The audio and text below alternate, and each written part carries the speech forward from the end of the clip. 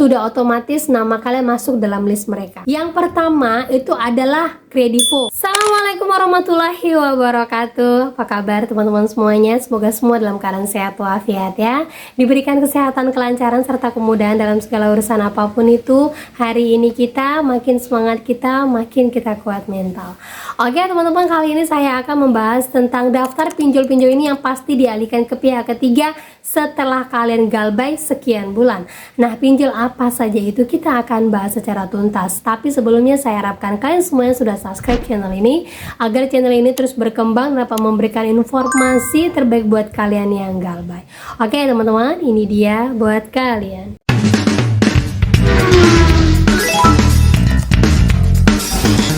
Oke teman-teman, sebelumnya saya sampaikan dulu ya, ada seorang teman yang menginformasikan bahwa dia dapat WA nih dari Ada Pundi, mengatakan bahwa Ada Pundi mau berkunjung ke rumahnya untuk memberikan kuesioner, yang mana nantinya setelah melakukan kuesioner tersebut dia akan diberikan 500.000. Ini hoax atau pancingan DC? Nah, seperti ini isinya, kita bacakan sama-sama. Perkenalkan, saya Novia. Saya mendapatkan data Bapak dari database responden yang sebelumnya mengisi survei di aplikasi Ada Pundi. Saat ini mereka mencari beberapa pengguna untuk mengikuti wawancara secara offline, yang mana akan dilakukan diambil video, keperluan untuk dokumentasi, kemudian akan memberikan materi promosi seperti iklan di aplikasi Ada Pundi. Nah, kebetulan teman saya ini sedang galbay, dia jadi sedikit agak curiga. Kenapa harus dia yang dapat WA seperti ini? Dan di sini juga tertulis jelas bahwa dia akan mendapatkan imbalan sebesar 500.000 pada saat wawancara offline tersebut. Nah, ini apakah penipuan ataukah akal-akalan DC saja? Nah, itu dia teman-teman ya. Jadi saya sarankan atau saya minta kepada kalian jangan terpancing dengan kata 500.000-nya. Logika saja, kita ada galbay terus tiba-tiba ada koresponden mau datang ke rumah kita terus mau ngasih uang 500.000. Logikanya dimainkan. Berarti itu adalah DC yang memang menyamar untuk kalian bisa respon saja. Ya, jangan mau teman-teman ya. Nah, untuk Ada Pundi sendiri sejauh ini ada DC lapangannya tapi masih daerah Jabodetabek, dan itu pun sangat-sangat sedikit. Yang datang itu pun pihak ketiga, random, dan tidak akan datang lagi, hanya satu kali datang. Jadi kalau dapat WA seperti ini abaikan, blokir saja ataupun jangan dibaca-baca, biarkan saja seperti itu. Gitu ya. Nah, lanjut lagi teman-teman. Jadi beredar kemarinnya setelah vlog saya buatkan, yaitu adanya teroran dari DC yang sampai mengirimkan 3 mobil ambulan dan juga ada mobil truk pindahan, ternyata ada Grab juga, ada Shopee juga. Nah, ternyata di sini para penerima teror ini akan melayangkan gugatan kepada DC-nya agar DC-nya terkena pidana. Nah, jangan main-main nih buat para DC, biar langsung kena ultimatum, kena langsung batunya. Nah, kita baca informasinya. Beginilah nasib dari DC yang meneror mengirimkan mobil ambulans.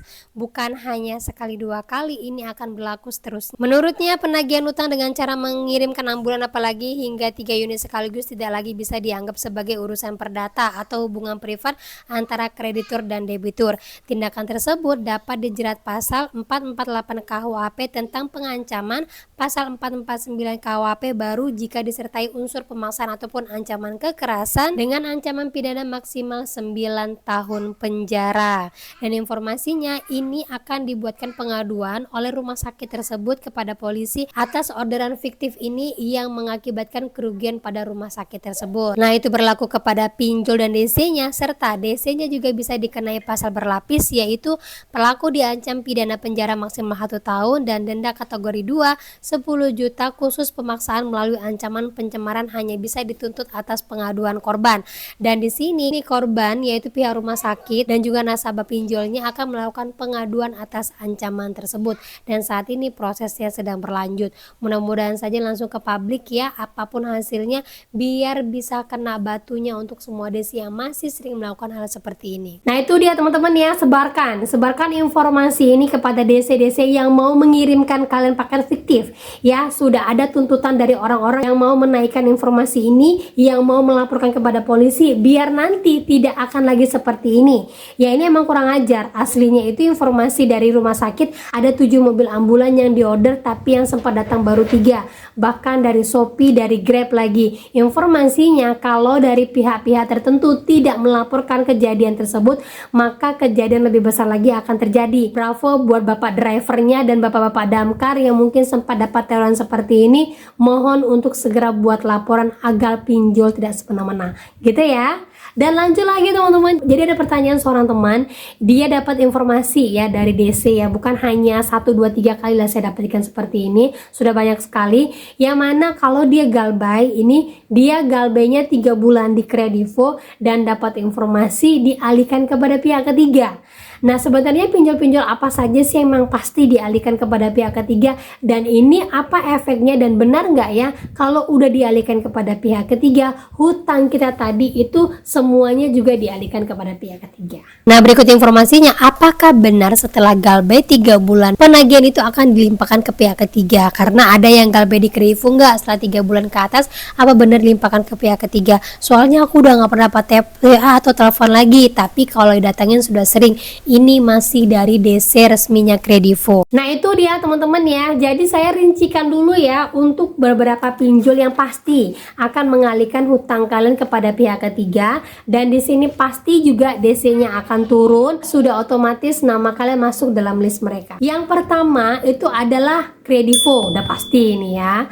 Lanjut lagi itu ada Tunaiku, kemudian Aku Laku, lanjut lagi Indodana, lanjut lagi itu Kredit Pintar, kemudian Pinjam Yuk, kemudian Uangmi, Indosaku, Uatas, Julo, Cairin, kemudian Shopee, Shopee Pinjam SP Letter, kemudian Traveloka, Atom, TikTok ya, kemudian semua Pay Letter, kemudian kartu kredit digital seperti Alobank dan juga yang lain-lainnya, kemudian bank-bank digital seperti Bank Neo ataupun Superbank. Nah biasa yang seperti ini dialihkan kepada pihak ketiga itu apanya? Dialihkan kepada pihak ketiga itu penagihannya. Nah apakah hutangnya juga dialihkan kepada pihak ketiga?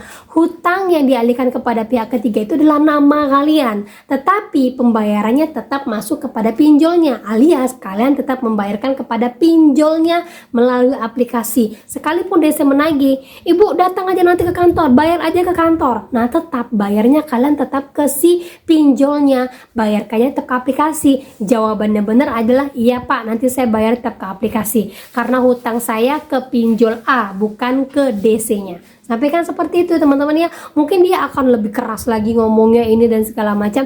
Kalian jangan adu argumen, biarkan saja dia mau ngomong apa, yang penting jangan sampai adu argumen. Sampaikan dia pak saya usahakan, dan jangan berjanji bayar, udah itu saja. Dan apakah nanti di slip OJK akan tercatat nama dari pihak ketiga? Enggak.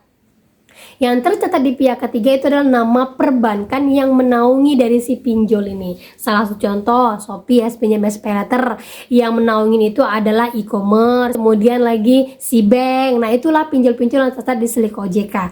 Jadi teman-teman semuanya, kalau sudah dialihkan seperti ini tidak akan ada apapun yang terjadi. Sekalipun kita sudah tahu nih nama kita kalau udah dialihkan pihak ketiga pasti akan datangin DC, itu kepastiannya adalah masih 60-40, karena DC dari pihak ketiga itu juga punya keterbatasan, sama seperti DC yang langsung dari pihak pinjolnya.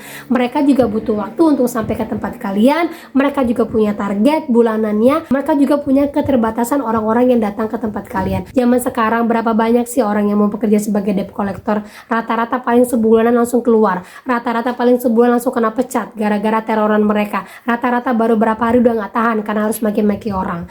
Jadi keterbatasan DC-DC inilah yang mungkin untuk datang ke rumah kalian itu jauh.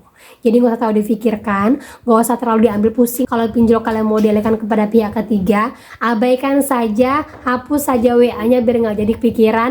Yang penting kalian tahu, ketika DC datang, saya hanya boleh menjawab iya, nanti saya usahakan. Udah gitu saja, iya nanti saya bayarnya lewat aplikasi. Gitu kan saja, jangan pernah berjanji bayar. Ingat, sekali kalian berjanji bayar, besok DC yang datang itu orangnya berbeda lagi, dan mungkin menagihnya akan lebih sedikit keras lagi. Biasanya seperti itu, tapi gak usah ditakutkan. Selagi mereka masih manusia, mereka pasti makan nasi sama seperti kita. Iya teman-teman ya.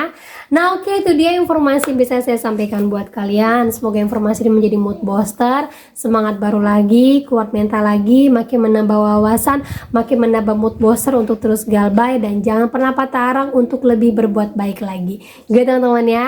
Nah oke, itu dia akhir kata saya ucapkan. Assalamualaikum warahmatullahi wabarakatuh.